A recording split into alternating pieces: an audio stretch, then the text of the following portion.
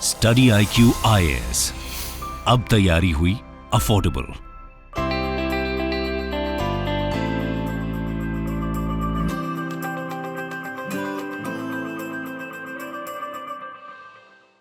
किसी भी फील्ड में राज तो वही लोग करते हैं जो कुछ बारीकियों पर, नुएंसेस पर ध्यान दे जाते हैं, काम कर लेते हैं जिस पर अदर प्लेयर्स का ध्यान नहीं जा रहा, और ध्यान जा भी रहा है तो उस पर काम नहीं कर रहे, और जो काम करता है वही तो कमाल करता है। आज की वीडियो का पर्पस है कि कैसे आप मेंस के अपने स्कोर को बूस्ट कर सकते हैं by following some sharp guidelines, कि इन बारीकियों को तो हमें नजरअंदाज करना ही नहीं है। ठीक है, तो केवल जानना नहीं है, आज की वीडियो से काम भी करना है। प्रीलिम्स स्क्रीनिंग स्टेज है, मार्क्स नहीं जुड़ते मेरिट में। मेंस मेन गेम है, 1750 मार्क्स, इंटरव्यू 275। यानी कि अगर मेंस के गेम को अपने फेवर में कर लिया तो इंटरव्यू अगर अब एवरेज मार्क्स भी आए तो उसके बाद भी कई स्टूडेंट्स की रैंक विद इन 50 आई है। राइट, तो यहां पर गेम अपने फेवर में पलटना है। तो उसके बाद जो भी सर्विस आप चाहते हैं, IAS, IPS, IFS, IRS, जो भी आप चाहते हैं वो आपकी होगी। शुरुआत करने से पहले आपके लिए एक information, foundation batch pre plus mains live batch last opportunity है, 25 तक एडमिशंस ओपन हैं। अभी आप studyIQ.com पर जाएंगे तो आपको फीस शो हो रही होगी 25,000, मे बी इंक्रीज हो गई होगी, कल शायद इंक्रीज हुई है, लेकिन आप ये कोड यूज करेंगे त्यागी लाइव तो अभी भी आपको ये कोर्स अवेल हो जाएगा 18,500 में। Polity in IR I am taking along with answer writing, यानी कि आंसर राइटिंग पर हमारा विशेष फोकस है करंट अफेयर्स प्रोग्राम के साथ, क्योंकि गेम तो आंसर राइटिंग से पलटना है ना। हमारा टारगेट है कि सिंगल डिजिट में हमें रैंक्स लानी है in line next year. Shashank Tyagi for you, आप मेरे साथ जुड़ सकते हैं इंस्टाग्राम, टेलीग्राम, ट्विटर पर। यहाँ पर वीडियोस के अपडेट्स आते हैं, MCQs आते हैं, टेलीग्राम में PDFs भी आती हैं, और कुछ जो अपडेशंस आते रहते हैं वो सब यहाँ पर आते रहते हैं। ठीक है, यू कैन कनेक्ट। कभी कोई आपका डाउट हुआ तो you can shoot me message there. This is the broad structure of mains. ऐसे पेपर, GS के 4 पेपर्स, ऑप्शनल के 2 पेपर और ये 2 लैंग्वेज के पेपर, ये क्वालिफाइंग है। बाकी जो 7 पेपर्स हैं ये आपके मार्क्स डिटरमाइन करते हैं। तो GS पेपर्स को हम इस तरीके से ब्रॉडली कैटेगराइज करते हैं, यानी कि UPSC ने ये सिलेबस ब्रॉडली दिया हुआ है। I am saying the word broadly. जिस समय पर आप खड़े हैं, इस समय पर अब 2.5 महीने हैं लगभग मेंस में। ठीक है, तो ये वो समय नहीं है कि ब्रॉडली हम तैयार करेंगे। प्रीलिम्स आपने क्लियर करा है, लेकिन मेंस में अगर आप सिलेबस को देखेंगे तो कुछ थीम्स हैं। राइट, उन थीम्स पर हमें विशेष ध्यान देना होता है जो लगातार रिपीट होती रही हैं इन पेपर्स से। ठीक है, तो ये टाइम है अपनी तैयारी को कंसोलिडेट करने का। ठीक है, कई चीजें ऐसी होती हैं जो इंटरलिंक करती हैं, तो वो इंटरलिंकिंग्स अब बिल्कुल क्लियर होनी चाहिए। There is no time ahead. ठीक है, 16/9/2022 से आपके मेंस के पेपर स्टार्ट हैं। अब समय है कि स्ट्रिक्ट बेसिकली टाइम टेबल आपका होना चाहिए और उसको एडहर करना है। ठीक है, प्रीलिम्स के बाद हो सकता है कुछ टाइम रिलैक्सेशन में चला गया हो। कुछ ऐसे स्टूडेंट्स भी होंगे शायद वो एक्सपेक्ट नहीं कर रहे होंगे शायद प्रीलिम्स क्लियर हो जाएगा, लेकिन हो गया है, तो अब ये मौका जाना नहीं चाहिए। ठीक है, ऐसे बहुत सारे स्टूडेंट्स रहे हैं जिन्होंने 2 महीने में इस गेम को पलटा है। You have all the chances to actually turn things in your favour. अब करना क्या क्या है? पहली बात, टाइम मैनेजमेंट। ध्यान रखना है कि हमें क्वालिटी भी देनी है अपने आंसर्स में एंड विद स्पीड देनी है, क्योंकि शुरुआत के 1-2 क्वेश्चंस में या कुछ आपके फेवरेट टॉपिक्स थे उसमें आपने बहुत अच्छा कर दिया, इस वजह से आप कॉम्प्रोमाइज नहीं कर सकते अदर क्वेश्चंस को। क्योंकि अगर इस क्वेश्चन में आपको आउट ऑफ 15 मान लीजिए, जिसमें आपने बहुत ज्यादा टाइम दे दिया है क्वालिटी लाने में और स्पीड पे ध्यान नहीं दिया, तो उस क्वेश्चन में मान लीजिए आपको 15 में से 8 मार्क्स मिल गए। लेकिन जो क्वेश्चन ऐसा था जो आपने छोड़ दिया, जो छूट गया आपसे, हो सकता है उसके बारे में आपको उतना आइडिया नहीं था, लेकिन आप एवरेज आंसर भी लिखते क्योंकि आपको एक ब्रॉड अंडरस्टैंडिंग थी, क्योंकि जिसने सिलेबस कवर किया है, यहां तक आ गए हैं आप, तो एक अंडरस्टैंडिंग तो आपके पास है। रेयर चांसेस होते हैं कि किसी क्वेश्चन के बारे में आपको कुछ भी आइडिया नहीं है। ठीक है, उसके बारे में क्या करना है वो भी मैं आपको बताऊंगा, लेकिन वहां पर अगर आप एवरेज भी लिखकर आते, अगर आप स्पीड मेंटेन कर लेते क्वालिटी के साथ, तो आपको 15 में से अगर 4 मार्क्स भी मिलते, 3.5 मार्क्स भी मिलते, तो यहां तो पूरा गेम चेंज हो जाता है। 1 मार्क्स पे, 1.5 मार्क्स पे मेरिट लिस्ट में रैंक चेंज हो जाती है, इतनी पीछे आ जाती है। तो आपको नहीं लगता कि ये बारीकी जिस पर ध्यान देने की जरूरत है? बिल्कुल ध्यान देने की जरूरत है। राइट, और साथ में अभी जो आपका टाइम टेबल हो, ऐसा नहीं है कि केवल GS पर फोकस करना है, आपको देखना है कि GS में कितना टाइम देना चाहिए। ठीक है, अपने वीक एरियाज को पहचानिए और ध्यान दीजिए कि उन वीक एरिया से किस तरीके से क्वेश्चंस आ रहे थे। तो यानी कि अब इंपॉर्टेंट थीम्स पर ध्यान देने का समय है। राइट, और ऑप्शनल और ऐसे इनकी तैयारी को मैनेज करना है। ठीक है, क्योंकि ये गेम चेंजर हैं। जीएस में टॉपर्स के अगर आप मार्क्स में गैप देखोगे वो ज्यादा नहीं है, लेकिन ऑप्शनल और एसए से पूरा गेम पलट जाता है, राइट। तो जो गेम चेंजर वाले पार्ट्स हैं उनको तो छोड़ना ही नहीं है। जब आपके सामने पेपर आता है तो आपको इंस्ट्रक्शंस को पढ़ना चाहिए। ये कुछ ऐसी बातें होती हैं इंस्ट्रक्शन वाली, ये कहते तो हैं कि सब पढ़ेंगे, लेकिन कितने सारे लोग स्किप कर देते हैं, राइट। लेकिन वो इसलिए कह रहा हूं कि अगर यूपीएससी कुछ चेंज करती है, कुछ नया एलिमेंट ला रही है, तो at least you are aware of this.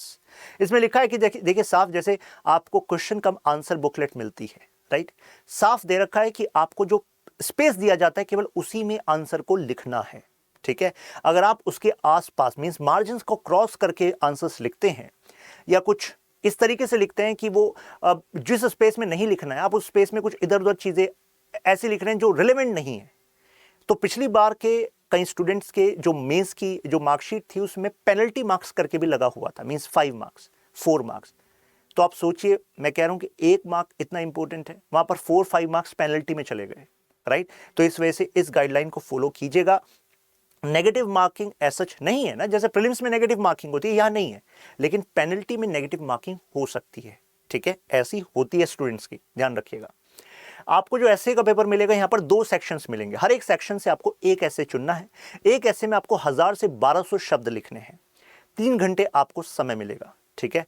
कई ऐसे की थीम्स ऐसी होती है स्टूडेंट्स को जेनरिक लगती हैं, कई थीम्स आप देखेंगे तो हमने एसेस में एक फिलोसॉफिकल एसेस का ट्रेंड देखा है, राइट। लेकिन वहां पर अगर आप जेनरिक अपने आप पॉइंट ऑफ व्यूज रखेंगे तो आपको लगता है 1000 से 1200 शब्दों में केवल आप जेनरिक बातें अगर करेंगे तो आप अच्छा स्कोर कर सकते हैं, नहीं। तो यानी कि you have to focus on bringing structures in which dimensions are clearly visible. Some generic बातों से अलग कुछ स्पेसिफिक नॉलेज आपकी वहां पर एग्जिबिट होनी चाहिए, ठीक है।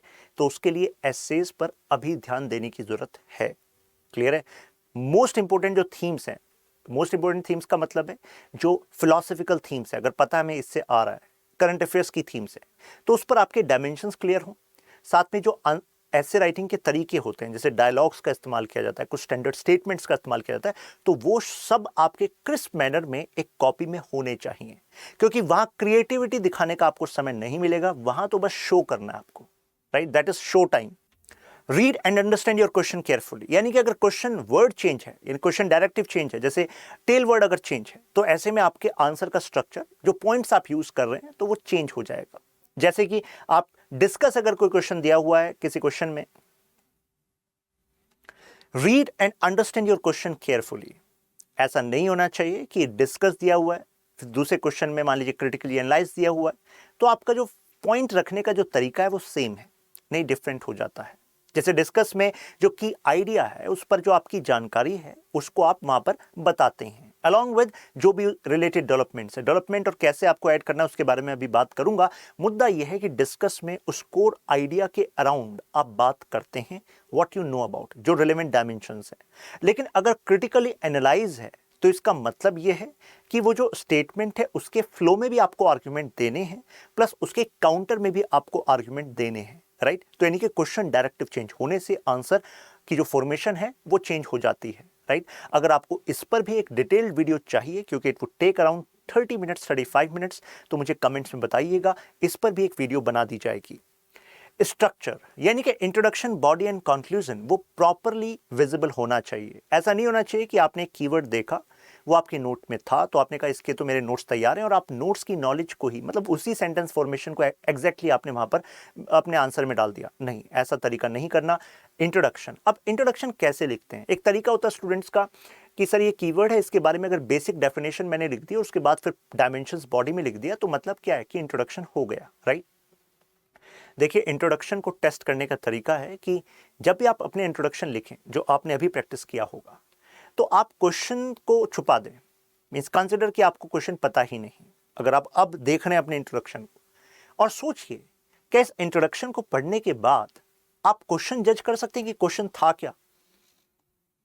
खुद ही सोचिए, अगर आप नहीं कर पा रहे हैं एग्जैक्ट क्वेश्चन था क्या, तो समझ लीजिए कि इंट्रोडक्शन में फॉल्ट है।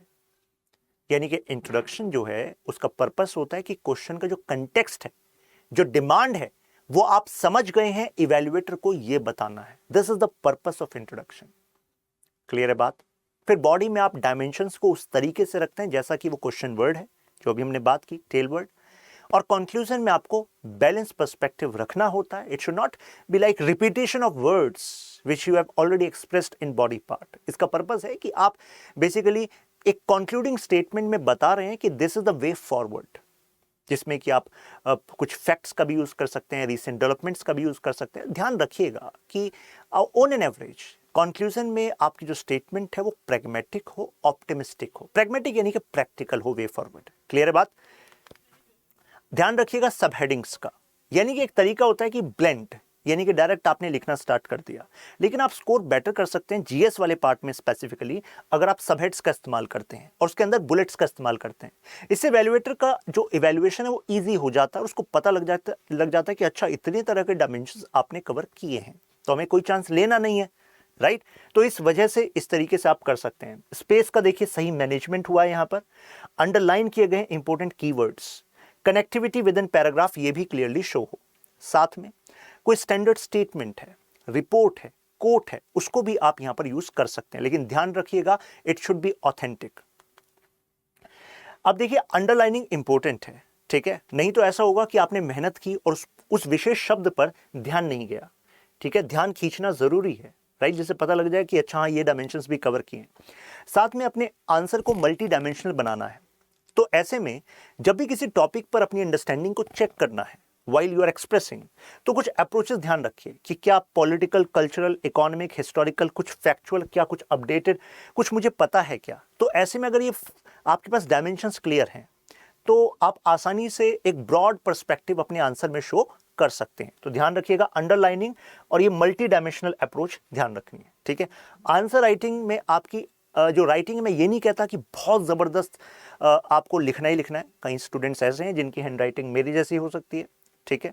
तो ऐसे में लेजिबल लेकिन होनी चाहिए। ऐसे में भाई हमारा जो हकीकत है, हमें उस हकीकत से ही मैक्सिमम स्कोर करना है, तो हमें कुछ विशेष एफर्ट्स करने पड़ेंगे। किस पर? इन तरीकों पर, अंडरलाइनिंग, प्रॉपर स्पेस मैनेजमेंट, ठीक है?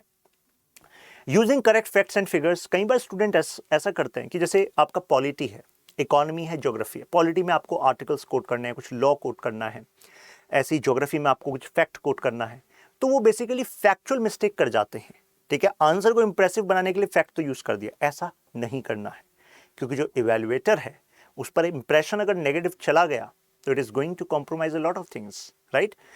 साथ में आप इस तरीके से कुछ टॉपिक्स में आप इस तरीके से ब्रॉड कैटेगराइजेशन भी बना सकते हैं, यानी कि टेबल्स वगैरह बना सकते हैं, जैसे कि ज्योग्राफी में लोग बनाते हैं। तो इससे बेसिकली काफी कुछ आप एक जगह पर कंसंट्रेट करके इवैल्यूएटर के सामने रख सकते हैं।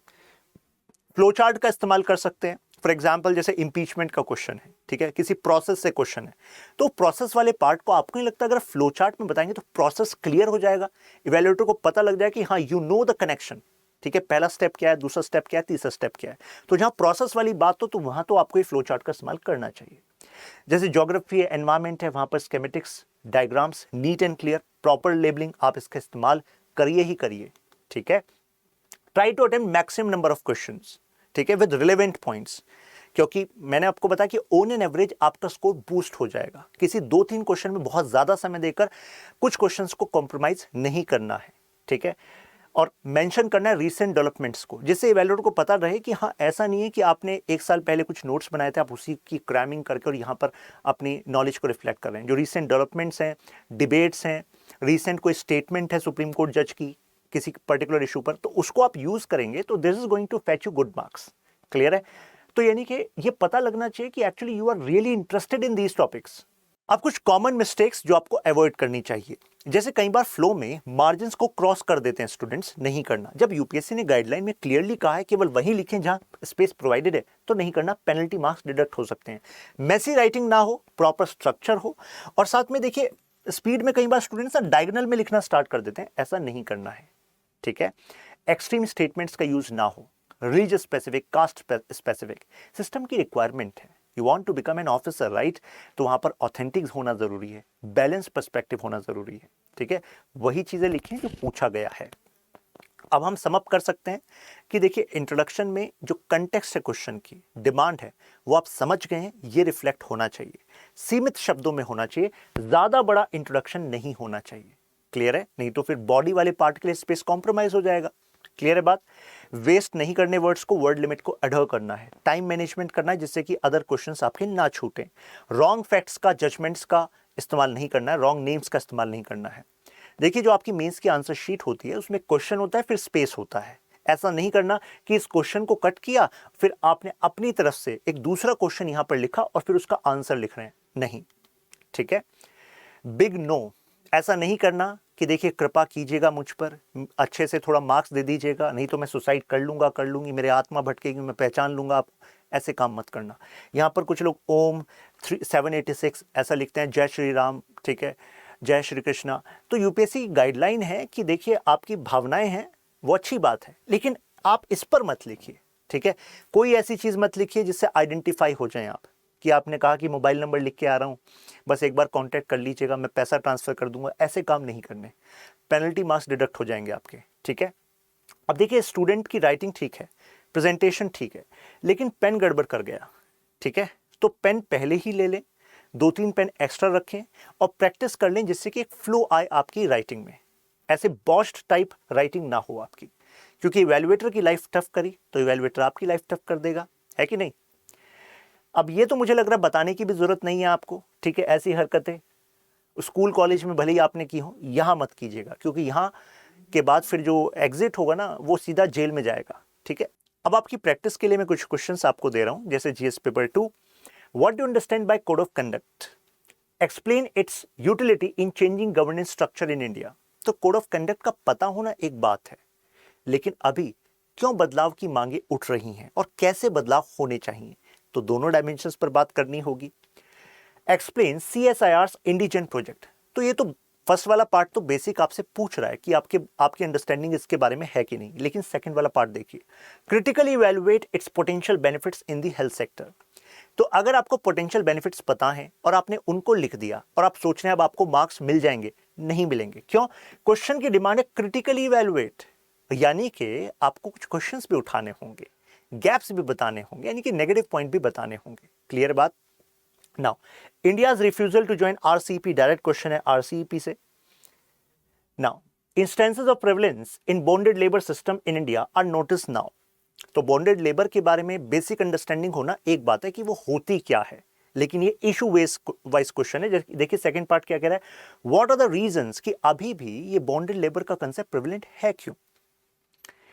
Happiness is only real when it is shared, ऐसे है ये 1000 से 1200 शब्दों में क्या लिखेंगे, बताना होगा हैप्पीनेस है क्या, how it is different from pleasure, और शेयरिंग का कंसेप्ट, यानी कि कुछ आपके पास स्कॉलरली पॉइंट ऑफ व्यूज भी होने चाहिए, कुछ स्टोरी लाइन्स होनी चाहिए, कुछ केस स्टडीज होनी चाहिए, right. What is ethical dilemma? Mention the different types of ethical dilemmas faced in government institutions. जिस पेपर 4 का direct question, it is like a popular theme. तो आई होप आपको इस वीडियो से हेल्प मिली होगी। फिर मिलते हैं नेक्स्ट वीडियो में, तब तक के लिए keep learning, keep growing. Study IQ IAS, अब तैयारी हुई अफोर्डेबल।